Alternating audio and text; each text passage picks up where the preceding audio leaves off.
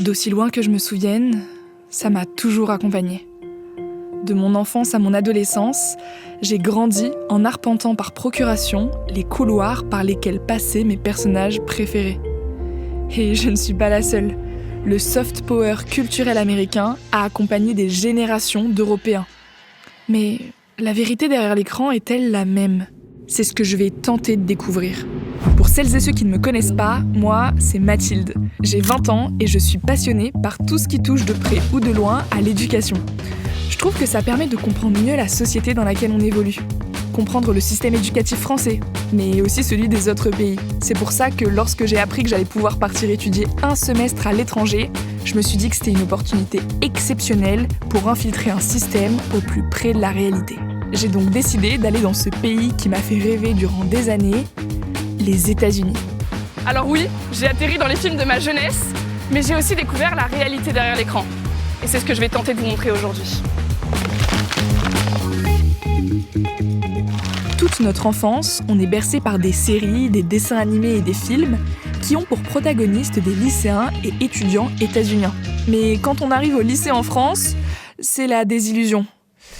C'est pas du tout comme dans les films en fait. Mais en vrai, ce discours, il est normal. C'est pas que les films nous montrent une vision inventée, c'est juste qu'il se passe ici, outre-Atlantique. Quand je suis arrivée aux États-Unis, j'ai vraiment eu l'impression d'être propulsée dans les films et séries que j'avais l'habitude de regarder. Les matchs de football, les soirées fêtes foraines, les bus jeunes, c'est la réalité nord-américaine. Je vous ai partagé un peu mon expérience de ce semestre à l'étranger et c'est sûr que ça fait rêver. Les campus américains, c'est pas seulement des salles de classe, mais c'est des villes à part entière. Pour ainsi dire, on n'en sort jamais, car tout est sur place.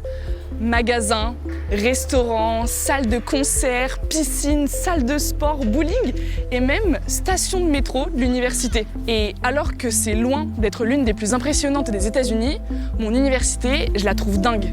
Il y a des infrastructures énormes. Je suis réellement dans le cliché qu'on se fait. Quoi ? Le petit croco qui m'a fait coucou. Yeah, sure. Oh.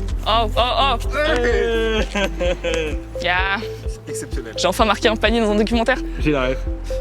La ref juste ici. Il existe un grand sentiment de cohésion.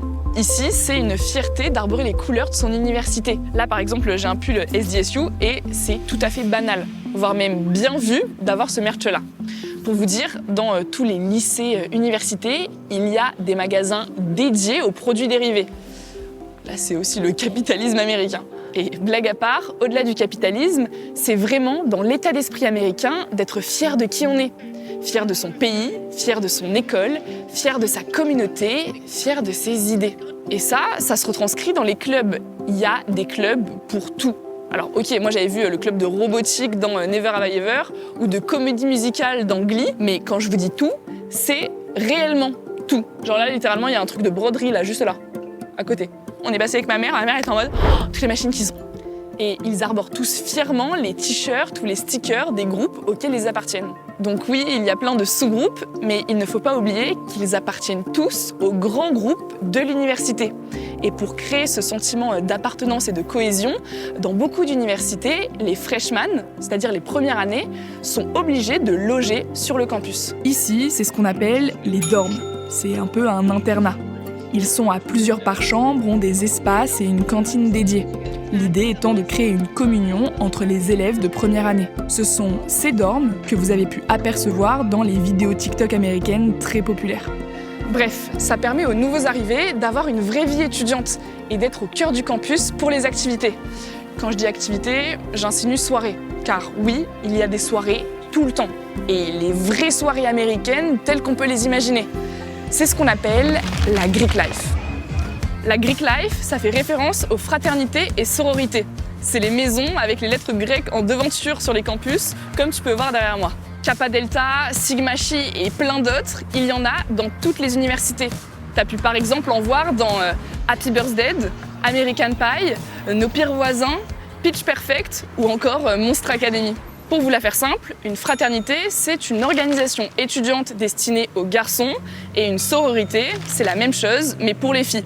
Ce sont des lieux de vie, de fête, mais aussi de réseau.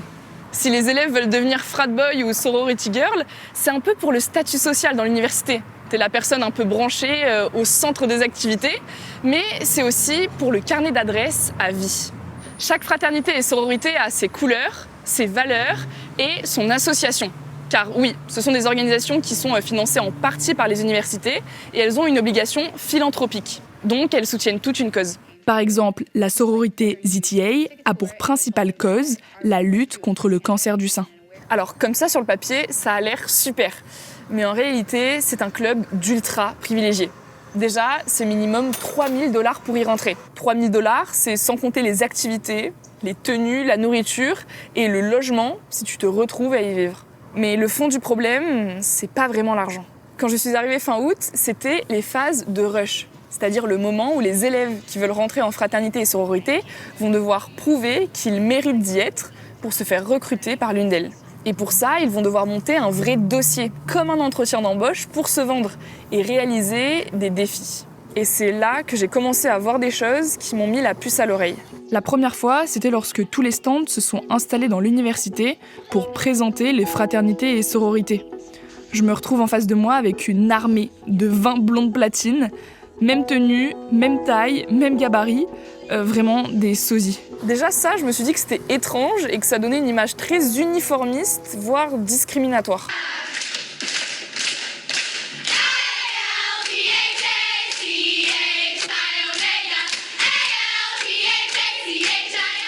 Mais après, j'ai commencé à voir se balader des groupes de meufs en bikini qui avaient le badge qui indiquait qu'elles étaient en phase de rush. Il y a carrément un groupe qui vient de passer devant moi juste avant cette séquence. J'ai entendu des propos sordides que j'avais du mal à croire et je crois que c'est là que j'ai pris conscience de l'écran de fumée.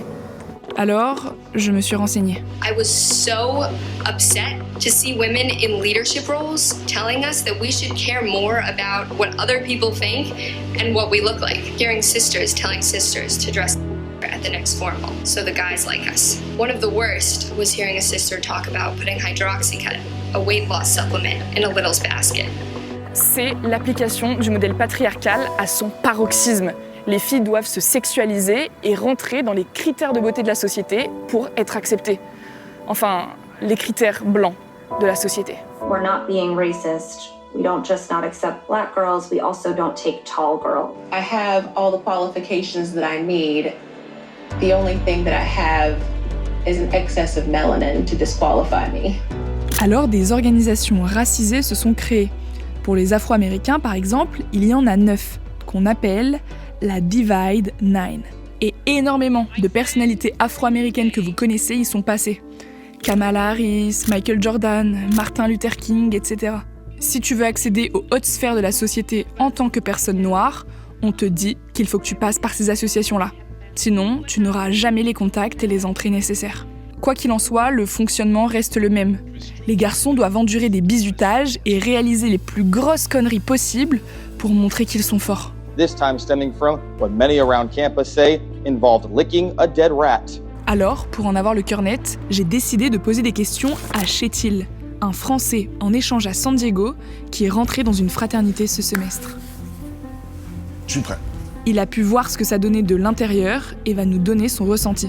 Évidemment, on a accepté dans la frat, mais on n'est pas dedans directement comme un membre actif depuis 1 ou 2 ans. On a cette période d'essai qui s'appelle, c'est le semestre de pledge. Et non, ça je peux pas le dire. Je peux pas dire pledge. Pourquoi ? Parce que c'est bizutage. Bon, si Chétil commence à paniquer là, c'est parce qu'il n'est pas censé pouvoir nous dire qu'il existe du bizutage, qui est interdit, car cela pourrait porter préjudice à sa fraternité. On s'est donc mis d'accord avec lui, on ne citera pas le nom de sa frate pour qu'il puisse nous parler en toute transparence. C'est juste, si t'as pas envie d'être bizuté, tu peux dire c'est trop pour moi et t'auras pas de problème. Vraiment, ils te laisseront tranquille. Après, ça fait partie du jeu. Tu fais pas partie du truc, tu vis pas les mêmes choses. Donc techniquement, pourquoi rejoindre une frat si c'est pas pour passer à travers des épreuves avec tes amis et du coup avoir des vrais liens ? En soi, ça n'a pas vraiment de sens, mais je peux comprendre. Quelqu'un qui avait une image différente de la frat avant de rentrer, juste maintenant il est au courant et du coup, si t'as plus envie d'être là, ne sois pas là. Je vais te montrer des petits extraits de films, séries que nous, on a pu voir en France et qui nous donnent un peu une image des fraternités. Et je serais curieuse que tu me dises si, pour toi, c'est genre full cliché Ouais. ou si, en vrai, c'est assez accurate. Ok. Johnny Worthington, president of Roar Omega Roar. What's your name, Big Blue? Jimmy Sullivan. Friends call me Sully. This guy goes Sullivan? Like the famous Sullivan? I can't believe it! That is crazy! Chat, calm down. I'm sorry. Sully. Ça, c'est typiquement Top Frat. C'est toujours des mecs super musclés, etc. Ce qui est très bien, hein. Mais c'est très très superficiel. Ils sont pas tant dans apprendre à te connaître, etc. Ils sont plutôt dans ramener des meufs. Ils sont là juste pour profiter pas de toi, mais pour profiter de ce que tu peux apporter, au-delà de juste apprendre à te connaître. Your scarer written all over him. Hey, did you see me ride the pig? That took guts. Slow down, Squirt. This party is for scare students only. Oh, sorry, killer, but you might want to hang out with someone a little more your speed. Ça, par contre, je dirais que non. Je dirais pas tant que ça.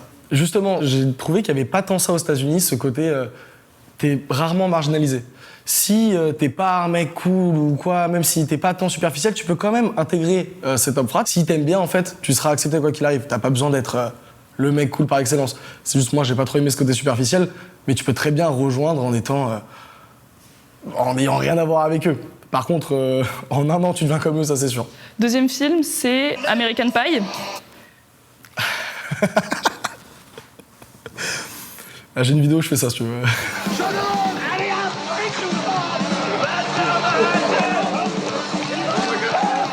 C'est littéralement ça.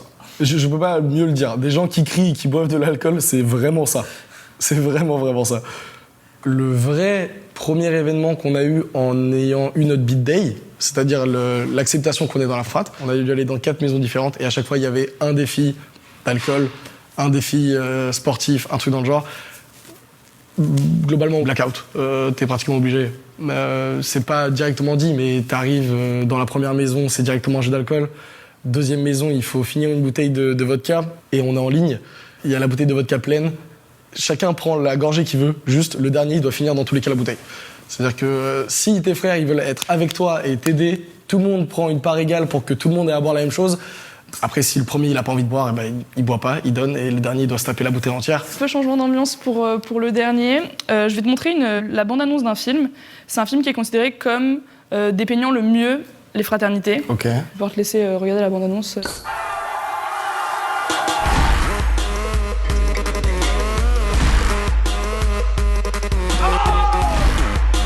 You're my brother. You need to let him know you want to be here. Hello? Get your ugly goat ass to the house in 11 minutes or you're dead. Move, you piece of shit! Get your ass! Welcome to Hell Week, goats. Sir, yes, sir! Our initiation is a rite of passage. God, take it. Who was the first president? George Washington, sir. Wrong. Drink. Who shot John F. Kennedy? I don't know. Wrong. Drink.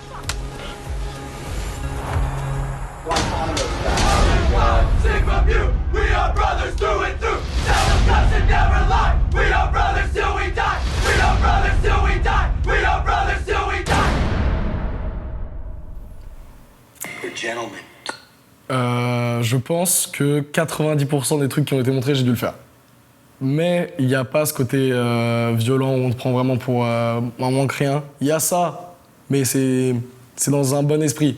Dans le sens où j'ai dû faire des trucs de fou, mais pas dans des côtés humiliants. Ou alors si c'était humiliant tous ensemble. Et justement, vu qu'on était tous ensemble, on s'en foutait. Et c'était plus le fait de tout le monde doit se supporter. Juste, je tiens à préciser, ça c'est pour un semestre. Pour rentrer dedans, il faut que tu le mérites. Tu passes par ça, ça te forge un peu, ça t'apprend à aussi pas aller en dehors de ta place. Ta place, t'es un pledge pour le moment, et après tu fais partie de la fraternité. Tout le monde est ensemble, mais tu manques jamais de respect à personne, parce que tu sais que vous êtes passés par des choses compliquées ensemble, par des moments d'humiliation durs. Avec tout ce que j'apprends sur les fraternités, ce que je me dis, c'est que ça ressemble pas mal à un délire de franc-maçon. Et écoutez, on n'est pas loin de la vérité. Les fondateurs de la toute première fraternité grecque, Phi Beta Kappa, en 1776, ont délibérément repris les codes de la franc-maçonnerie. Le secret absolu, les rituels d'initiation mystique et une hiérarchie stricte. Le but étant de se créer un réseau d'entre-soi et de camaraderie qu'ils garderaient à vie. Et alors, il y a ce truc de créer un réseau avec la frat, parce que de toute manière, comme j'ai dit, c'est des liens que tu perdras pas. Donc si t'as un pote qui va devenir avocat, t'as besoin d'un avocat et qui est dans ta frat, bah putain, appelle-le quoi. C'est une porte d'entrée à juste une acceptation dans n'importe quel état où tu vas, parce que t'as des gens qui étaient dans ta frat, même si tu connais pas la personne, vous faites partie de la même communauté, vous faites partie de la même frat, vous avez eu les mêmes valeurs pendant justement votre initiation à la frat, donc normalement, ça devrait coller. Moi, je suis venu pour vivre l'expérience américaine comme je l'imaginais, comme on la voyait dans les films. C'est vachement accurate et il faut être dans une frat pour vivre cette expérience-là. À des fins journalistiques uniquement, je suis allée dans une soirée frat. Bon, on s'est vite fait dégager par ce qu'on filmait. Ouais, il y a beaucoup de gens qui sont pas confortables avec les caméras. Ok. Mais il y a un truc qui m'a choquée, c'est le ratio fille-garçon. Du coup, il y a les mecs de la frat à la soirée et après, ils font rentrer quasiment que des meufs. Ouais. Basiquement. Je pense que c'était la 3e soirée d'Halloween. Il devait y avoir un truc comme 600, 700 filles pour 100 garçons. La dernière soirée d'Halloween, c'est encore plus compliqué, mais là, ça part dans l'extrême. Aucun mec et les filles... Alors ça me gêne un peu de dire ça, c'est un peu horrible, mais 8, pas moins. 8 sur 10 ou plus, elles rentrent. 8 en dessous, elles rentrent pas. C'est une soirée normale en soi, alcool, etc. Beaucoup de drogue, beaucoup plus qu'en France. Beaucoup plus qu'en France. C'est vraiment une énorme partie des soirées. Par exemple, justement, les pledges, pendant le premier semestre, ils ont la règle de ne pas avoir le droit de prendre de la drogue. À partir du 2e semestre, quand ils veulent. Pratiquement tous les Américains en prennent, c'est quelque chose qu'il y a énormément ici, les drogues dures. Mais par contre, très très important, on a des gens qui sont désignés à chaque soirée pour prendre soin de tout le monde. C'est-à-dire que, par exemple, à Halloween, j'ai été à Trisque, c'est ce qu'ils appellent. J'ai pas le droit de boire une goutte d'alcool, j'ai pas le droit de prendre quoi que ce soit, je dois rester totalement sobre. Les efforts faits ici peuvent s'expliquer. La fraternité de Chétil a été amenée en justice il y a quelques années et accusée d'abus et de bizutage. Forcément, après ça, les choses changent, du moins temporairement. Par exemple, l'année dernière, un événement grave s'est passé sur mon campus, ce qui a paralysé la Greek Life, et évidemment, ça calme le jeu pour un temps. Ça s'est passé dans la fraternité juste derrière moi. Un défi a été lancé, l'un des nouveaux membres devait s'immoler dans un déguisement. Il l'a fait, et évidemment, ça a mal tourné. Et il a fini brûlé au 3e degré. Mais le plus inquiétant dans cette histoire, c'est que lorsque c'est arrivé, les membres de la fraternité n'ont pas directement appelé les secours. Ils ont tenté d'atténuer la chose comme ils le pouvaient pour éviter de mettre en péril la fraternité. Et malheureusement, ce n'est pas un cas isolé. Cette loi du silence et cette culture du bizutage, elle amène aussi à plus dramatique. Les chiffres sont très vagues, mais chaque année, pendant les périodes de pledging, on recense plusieurs dizaines de morts accidentelles, où les secours ne sont jamais appelés pour ne pas briser l'omerta autour de la fraternité. Je comprends ce truc de protéger parce que en fait, ça peut avoir des conséquences énormes sur la fraternité. Mais sors le mec de la maison et amène-le à l'hôpital après sans lui dire où est-ce qu'il était avant, ça marche très bien. Ici, ils sont pas chiants là-dessus. Je pense qu'ils ont besoin de rien savoir pour te soigner. Dans tous les cas, ils gagnent des thunes. Donc, franchement, merci de m'avoir laissé rejoindre cette frat, quoi. Je suis trop content d'avoir fait ça. C'était une expérience de fou. J'ai rencontré des gens géniaux. J'ai passé des meilleures soirées de ma vie. Franchement, non, j'ai adoré. Chaque expérience est différente. Chétil nous en parle avec le sourire puisqu'il en fait partie et aime toute cette énergie. Malgré tout, même s'il l'a vécu de manière modérée, il y a certaines choses qui ne devraient pas avoir lieu. Je vous invite à aller voir la série documentaire Houses of Horror, Secrets of College Greek Life, puisqu'elle dépeint vraiment tous les problèmes qu'amènent les fraternités et les schémas qui se répètent d'année en année et de campus en campus. To be in this fraternity, to be hazed, was better than not being in it at all. Tout ça, ça fait absolument froid dans le dos. Et on peut se le demander, pourquoi, en sachant tout ça, c'est toujours autorisé? Pourquoi les universités continuent de financer les fraternités? La raison tient en un mot, l'argent. La Greek Life, c'est une bonne vitrine pour l'université. C'est synonyme de bonne ambiance, de soirée, d'activité. Et on le sait, ça fait partie des critères de sélection quand on choisit là où on veut étudier. Mais aussi pour les financements. Les écoles aux États-Unis fonctionnent beaucoup grâce aux dons des alumni, les anciens élèves. Et les chiffres sont clairs. Les affiliated alumni sont beaucoup plus enclins à faire des dons à leurs anciennes écoles que ceux qui ne sont pas affiliés à la Greek Life. Car, comme on l'a évoqué plus tôt, le sentiment d'appartenance et de redevance est plus fort. Et le statut social est plus élevé grâce au réseau de membres qui ont pu apporter plus d'opportunités professionnelles. Les universités fonctionnent sur ce modèle capitaliste. Car oui, derrière tout ça, derrière toutes ces infrastructures, il y a un coût, et pas des moindres. Aux États-Unis, si tu veux continuer dans les études supérieures, tu as le choix entre 2 grandes voies. D'un côté, il y a les universités publiques, les universités d'États fédérés, et leurs campus présents dans différentes villes.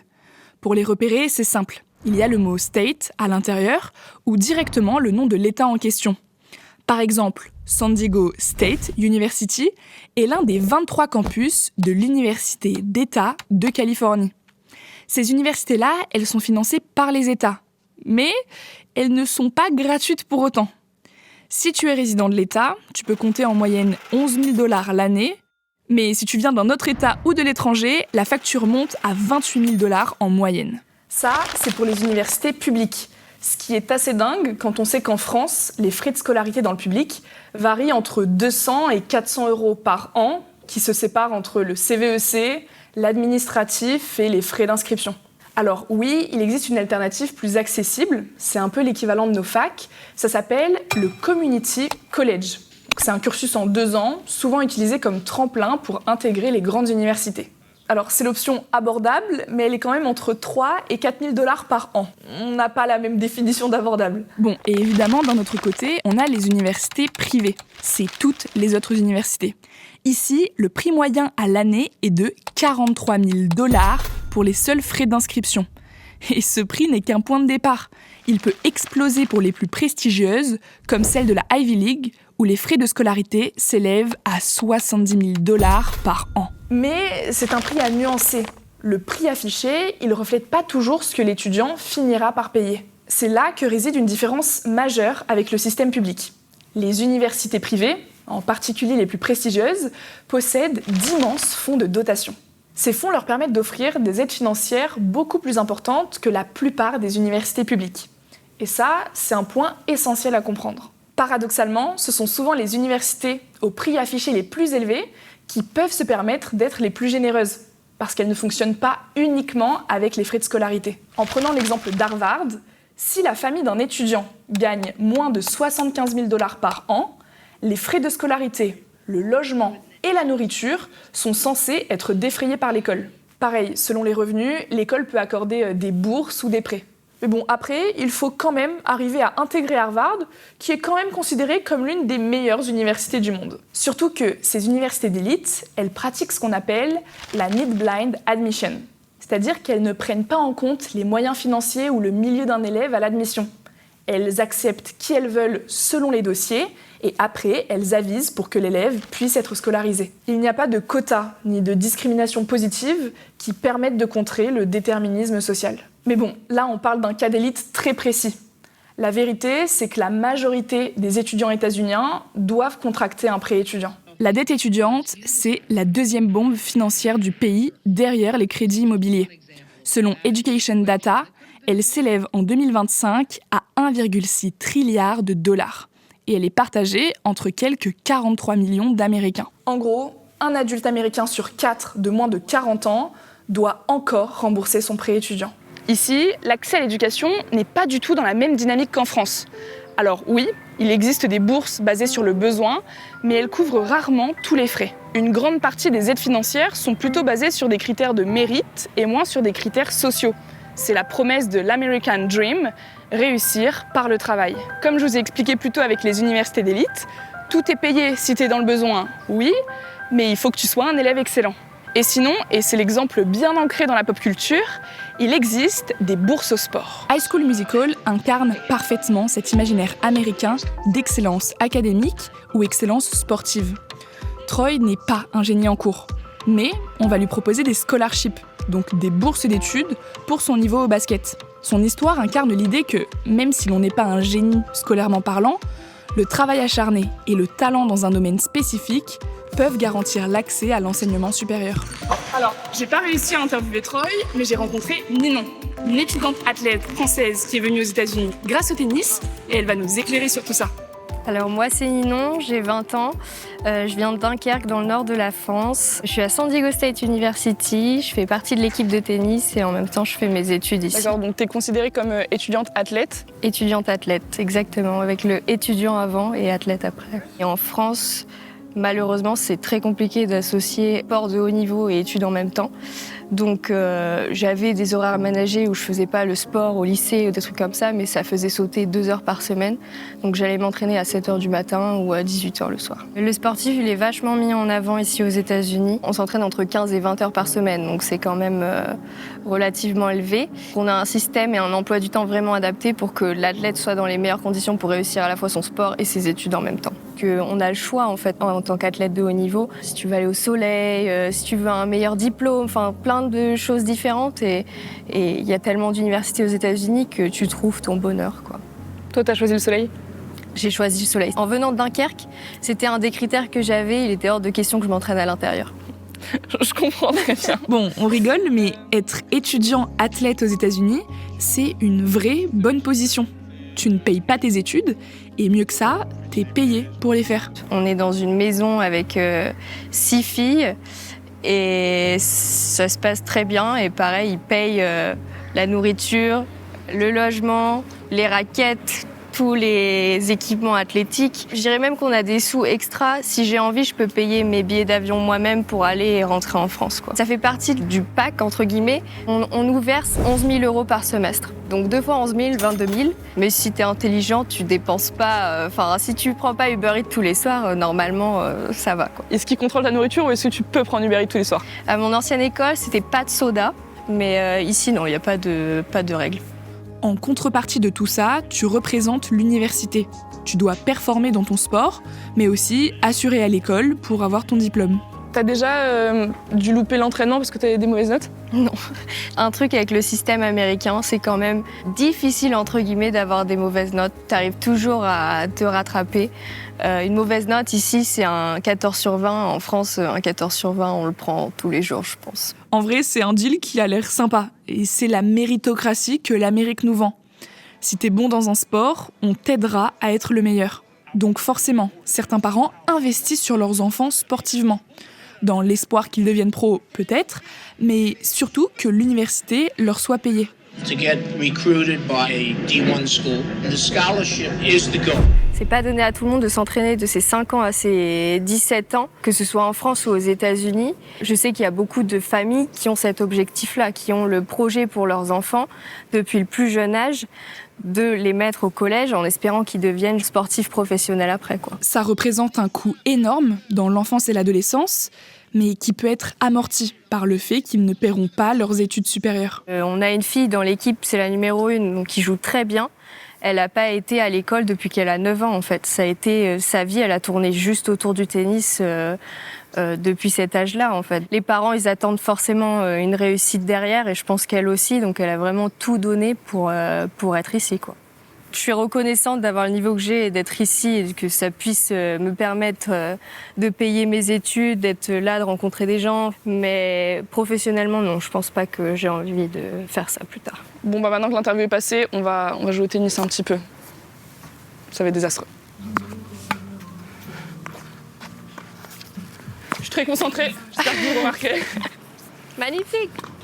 On va écourter ces échanges qui ne rendent honneur ni à Ninon ni à moi, et je la retrouve un peu plus tard pendant son entraînement. Elle m'a proposé de me faire visiter le bâtiment destiné aux athlètes, et c'est dingue. Sincèrement, je pense que beaucoup de sportifs en France n'ont pas autant de moyens mis à disposition. Sur ce coup, on peut dire que l'État investit dans le sport, et ça suit leur logique. Le système universitaire états-unien privilégie ce qui va lui rapporter de l'argent plutôt que l'éducation et l'équité.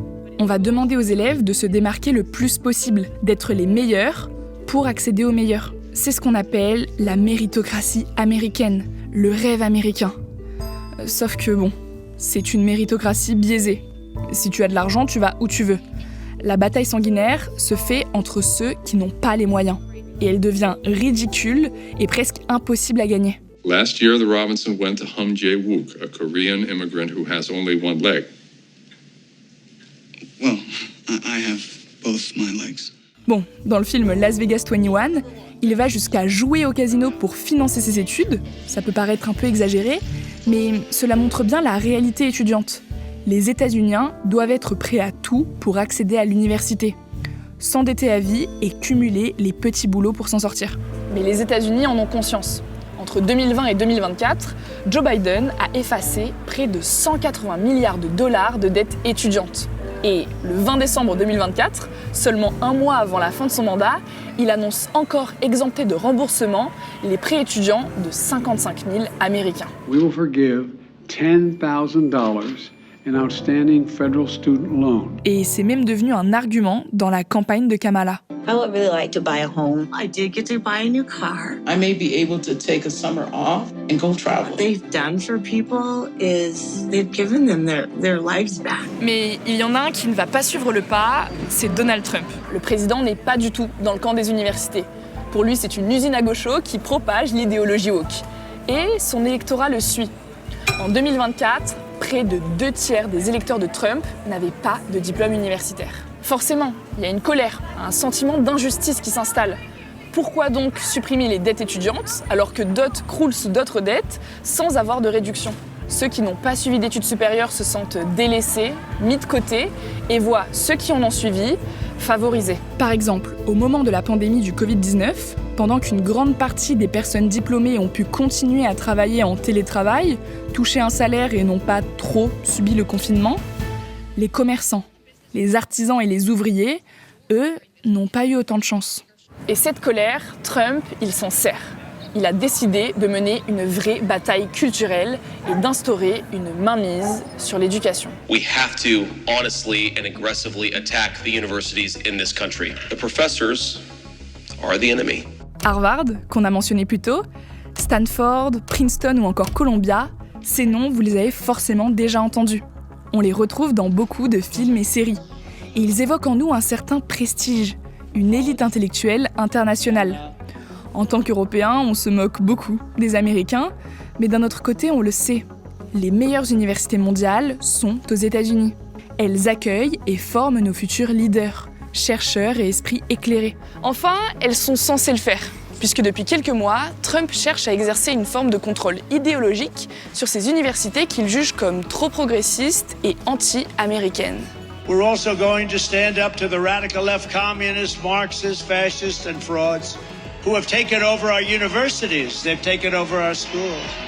Dès son retour à la Maison-Blanche, il a commencé à mettre une pression aux universités sur ce qu'il jugeait bon de supprimer, en menaçant de retirer les aides financières. Par exemple, en mars 2025, Donald Trump annonce la suppression de 400 millions de dollars d'aides fédérales pour dénoncer l'inaction de l'université Columbia face aux manifestations d'étudiants pro-palestiniens. Et ça ne s'arrête pas là. Le gouvernement veut un droit de regard sur ce qui se passe dans les universités et sur ce qui y est enseigné. Mais heureusement, malgré la pression financière, certains directeurs ne cèdent pas. Alan Garber, le président de l'université d'Harvard, s'est opposé aux demandes de Trump. Et il lui a adressé une lettre ouverte dans laquelle il dit « Aucun gouvernement, quel que soit le parti au pouvoir, ne devrait dicter ce qu'enseignent les universités privées, qui elles admettent, ni quel domaine de recherche elles poursuivent. » Le problème, c'est que ça ne touche pas que les universités d'élite. Les républicains accusent toutes les universités du pays d'être contrôlées par les démocrates. Et pour y remédier, le camp trumpiste a plusieurs solutions. Déjà, créer une forme de boycott chez les étudiants partisans. En 2016, lors de la première campagne de Trump, un site nommé Professor Watchlist, ayant pour but de répertorier et signaler les enseignants tenant des propos de propagande démocrate, a été fondé par un certain Charlie Kirk. All these professors are so scared of what they have said be made public, then maybe they should reconsider what they are saying. If you're so fearful that your highly intellectual thoughts are now made public on a consolidated list, that's your problem, not ours. Le fonctionnement est très simple. Dès qu'un professeur tient des propos jugés woke, concernant par exemple l'avortement ou la cause LGBT, il est signalé publiquement sur ce site. Tout est disponible en accès libre sur Internet. Tu peux chercher par catégorie, par nom, par école. Et comme vous pouvez l'imaginer, ça crée un climat très anxiogène. It got to the point where my home address was publicized on X, including information about my family. I felt unsafe in the classroom. I received a threat saying someone was going to kill me in front of my students. That's extremely unsettling. Mais Trump ne s'arrête pas là. Le 1er octobre 2025, des universités ont reçu un document de 10 pages, le Compact for Academic Excellence in Higher Education. Ce pacte propose un marché politique clair. Les universités qui s'engagent à suivre les priorités idéologiques de la Maison-Blanche obtiennent un accès privilégié aux fonds fédéraux et d'autres avantages, mais celles qui ne souhaitent pas s'aligner, sans surprise, risquent d'être marginalisées dans la distribution des aides et dans l'accès au crédit de recherche. Dans les demandes du pacte, on retrouve des choses qu'on peut croire sympas, comme le gel des frais de scolarité pour les étudiants états-uniens pendant 5 ans, mais surtout beaucoup de décisions en accord avec les idées conservatrices, comme une baisse des quotas des étudiants étrangers, supprimer la discrimination positive à l'admission, réguler les structures jugées anti-conservatrices et cesser de reconnaître les personnes transgenres et non-binaires et enlever tous les aménagements déjà mis en place. I am terrified of not being able to learn what I want to learn. That was the message from dozens of students, faculty, and alumni who gathered outside Brown University trying to appeal to President Paxson to uphold the integrity of higher education. Toutes ces demandes posent un vrai problème et un danger. Elles ne sont pas faites pour améliorer l'éducation, mais sont là pour installer une idéologie. Lorsque l'administration Trump souhaite annihiler les départements concernant le Moyen-Orient ou l'environnement, lorsqu'il menace de couper les crédits de recherche des universités n'acceptant pas ses conditions concernant les LGBT, il n'aide pas l'Amérique, il la condamne. La condamne à une pause des innovations, une pause du développement, voire même un retour en arrière. Et justement, l'un des plus grands instituts de recherche du monde, c'est celui du Massachusetts, le MIT. Ils ne dérogent pas à la règle, ils ont bel et bien reçu ce pacte et n'ont pas mis beaucoup de temps à répondre. Non. Sauf que ce non, il n'est pas sans conséquence. Les menaces de Trump, elles étaient claires. Pas de signature du pacte, pas de crédit de recherche. Et être le plus grand institut de recherche du monde, mais ne pas avoir d'argent pour en faire, c'est un peu paradoxal. Bon, geler les financements, c'est très embêtant pour les universités, mais elles arrivent tout de même à tenir tête et à ne pas céder au gouvernement. Alors, Trump cherche d'autres moyens de pression, et il le trouve. Il décide de s'attaquer aux étudiants internationaux. Il a commencé par s'attaquer au symbole Harvard, pour qui les étudiants internationaux représentent 27% de l'effectif. Et le 27 mai 2025, il élargit cette mesure. Le gouvernement Trump annonce bloquer tous les rendez-vous pour les visas étudiants. Et qui avait besoin d'un rendez-vous pour un visa étudiant à ce moment-là ? C'est Bibi et quelques milliers d'autres étudiants internationaux. La raison principale, faire pression aux universités, mais également se laisser le temps de passer au peigne fin les profils des demandeurs de visa, en inspectant par exemple nos réseaux sociaux. But I want to make sure that the foreign students are people that can love our country. On nous a demandé de mettre nos comptes en public et par mesure de précaution, d'enlever tout contenu problématique ou jugé anti-américain. Having a visa in the United States is not a right, it is a privilege. Pendant littéralement 1 mois, je ne savais pas si j'allais pouvoir venir ou non. Après, on va pas se leurrer. Je suis française, blonde aux yeux bleus, donc une fois les rendez-vous réouverts, j'ai pas eu de problème. Dans mon université à SDSU, c'est un grand sujet. On est proche de la frontière mexicaine et il y a une large communauté hispanique. Le campus se revendique d'ailleurs comme un Hispanic Serving Institution. Mais à côté de ça, SDSU ferme un peu les yeux sur ce qui se passe par peur de perdre les fonds fédéraux. Toujours eux. Et ils en ont déjà perdu car il y a quelques mois, le gouvernement a coupé près de 350 millions de dollars qui étaient destinés aux institutions hispaniques. Et car la dérive autoritaire ne s'arrête pas là, le 8 septembre 2025, un décret interdisant les contrôles raciaux a été levé. Et depuis ce jour, la ICE, donc le service d'immigration, a le droit, légalement, d'arrêter des individus sur la base de leur accent, de leur apparence ou du lieu dans lequel ils travaillent. Et ça, forcément, ça crée une forte inquiétude parmi les communautés latino-américaines et immigrées. J'ai tenté de contacter des personnes concernées, mais même anonymement, elles ne préfèrent pas témoigner. Le gouvernement installe un tel climat de terreur que les immigrés se sentent en insécurité. Et il y a de quoi vu ce qui se passe.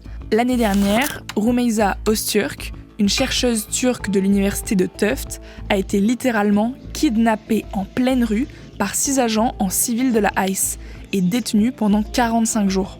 La raison, elle avait critiqué son université sur la gestion des révoltes étudiantes. On le comprend donc, le gouvernement installe un contrôle fort sur les universités. Plus qu'un contrôle, c'est une vraie mainmise. Ce qui est assez marrant quand on sait que l'une des mesures de Trump qui a fait grand bruit à sa réélection, c'est Eliminar el Departamento de Educación. Supprimer le ministère de l'Éducation. Son discours est assez clair. c'est un ministère qui coûte cher, qui sert à rien, les États, démerdez-vous de votre côté. Mais ce qui est assez alarmant, c'est qu'en me renseignant un peu, j'ai compris que c'était déjà les États qui s'occupaient des décisions éducatives. Le ministère, il avait 3 fonctions.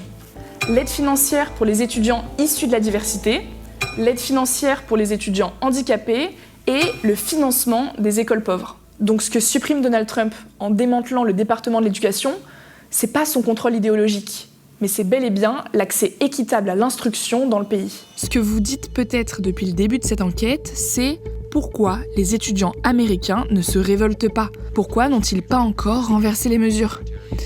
Eh bien, c'est délicat. Évidemment, une grande partie est contre tout ce qui arrive.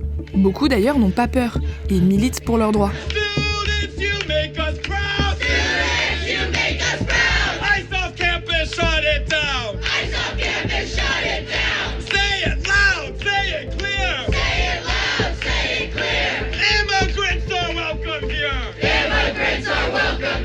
Mais il ne faut pas oublier que la majorité s'est endettée à vie pour poursuivre des études supérieures. Alors, face à un président capable du pire, ils préfèrent se taire que risquer de gâcher leur futur. Et quand on ne peut pas lutter, une autre option s'offre à nous, c'est la fuite. Entre les dérives politiques et les soucis économiques, les États-Unis ne sont plus cet Eldorado universitaire. Et certains décident de partir. C'est une migration sans précédent vers l'Europe qui se déroule depuis la réélection de Trump. Les candidatures ont bondi de 14% l'an dernier. Beaucoup de sensibilités démocrates ont pris cette décision après l'élection de Donald Trump. J'ai candidaté le lendemain de son élection. Venir en Écosse, ce n'est pas seulement un choix idéologique pour ces Américains, mais aussi la conséquence de l'arrêt de certains financements. C'est le cas d'Eric, un étudiant-chercheur en biologie marine à San Diego qui a fait le choix de venir en Belgique. Alors, je lui ai demandé pourquoi. Research funding in the US is really bad right now. If I want, to pursue a career, it's pretty difficult when we're actively cutting the NSF every other week and, prioritizing increasing the defense budget over and over again. So a lot of it stems from Trump because it's been kind of the rhetoric that he's been pushing where we had Elon Musk with the Doge department cutting anything that I thought was DEI. I knew several people who were working in labs whose funding just got removed for literally no reason. And we've cut millions, if not billions of dollars in funding for medical research because we're just pretending it's not real. But it definitely feels like the public opinion is not super science forward at the moment. This is absolutely kind of a do or die moment. If something doesn't change, it's going to be irreparable damage for maybe like 20 or 30 years. My hope is everyone over here, sees the consequences of the rightward swing and maybe learns from that. I think it's super important to kind of try and stay hopeful. Even in the worst case scenario, being more educated is always a benefit to you and to society. For students especially, it's super important to not get discouraged by what's going on and try and organize with student groups and build a community and better environment. Eric a raison. On ne doit surtout pas tomber dans le piège des gouvernements extrémistes. C'est une nécessité de sans cesse continuer à s'éduquer, s'informer et se remettre en question. L'instruction est là pour nous ouvrir au monde, faire progresser notre pensée critique quant à la situation de notre société. Elle est le vecteur d'idéologie le plus fort qui existe. Et c'est pour ça que c'est toujours l'école avec un grand E qui est attaquée en premier lorsque des gouvernements se radicalisent. Il faut en avoir conscience. Dès lors qu'un État prend trop de contrôle sur l'éducation, c'est un problème et un réel danger. Si Trump crée une haine de l'élite intellectuelle, c'est parce qu'il sait qu'elle lui donne tort. Alors oui, ce n'est pas lui qui a créé le système universitaire américain. Oui, il y avait des problèmes avant et oui, il y en aura après. Mais on ne peut pas dire qu'il arrange les choses. Le climat politique américain s'alourdit d'année en année. En quelques mois seulement, j'ai pu voir à quel point l'université est aussi le terrain d'une bataille idéologique. Le gouvernement met la pression sur les écoles, coupe des financements, restreint les étudiants internationaux, surveille les enseignants et tente d'imposer ce qu'ils peuvent ou ne peuvent pas enseigner. Certains directeurs résistent, d'autres cèdent. Et au milieu, les étudiants font ce qu'ils peuvent. Enfin, s'ils le peuvent. Parce que comme on l'a vu, ils sont de plus en plus nombreux chaque année à quitter les États-Unis pour fuir une ambiance devenue trop lourde et surtout trop hostile pour leur travail et leur vie. Et ça dit quelque chose d'extrêmement grave. Alors oui, le mot fascisation pourrait sembler extrême, mais si on regarde un petit peu les choses en face, quand un gouvernement centralise son pouvoir, menace les opposants et met son nez dans les programmes universitaires, limite les libertés individuelles et utilise l'immigration comme outil de pression, ça y ressemble beaucoup. Et puis, après tout, pourquoi j'aurais peur de dire que le pays se fascise alors que son président lui-même est à l'aise avec le fait de se faire qualifier ainsi? You think President Trump is a fascist? I've spoken about. That's okay, you can just say yes. Okay. C'est difficile de faire plus clair. Au final, je crois que tout ça nous concerne plus que jamais en France, puisque les États-Unis restent l'une des puissances les plus influentes du monde. Et parce que leurs glissements politiques, leurs dérives économiques et leur modèle éducatif se répercutent partout ailleurs. Alors forcément, en rentrant en France et en regardant ce qui se passe aussi ici, je me dis que la montée des extrêmes, les attaques contre l'éducation, la défiance envers la recherche, le rejet croissant de l'autre et les libertés qui reculent partout en Europe, n'annonce pas un avenir très brillant pour notre pays. J'ai beau avoir adoré mon semestre aux États-Unis, j'ai beau savoir que je me souviendrai toute ma vie des souvenirs que j'ai créés ici, je crois qu'il me restera toujours ce goût amer d'un pays plein de contradictions, capable du meilleur comme du pire. Un pays immense où cohabitent le progrès, la violence, l'ouverture, le repli, l'audace et la peur. Et c'est pour cette raison que j'ai fait cette enquête. Regarder les États-Unis, c'est faire l'effort de nous regarder nous-mêmes et de nous interroger sur notre propre modèle, à ce qu'on veut protéger, à ce qu'on refuse de devenir et à l'importance de défendre une éducation libre qui n'appartienne ni au gouvernement, ni aux intérêts économiques, mais à tout le monde.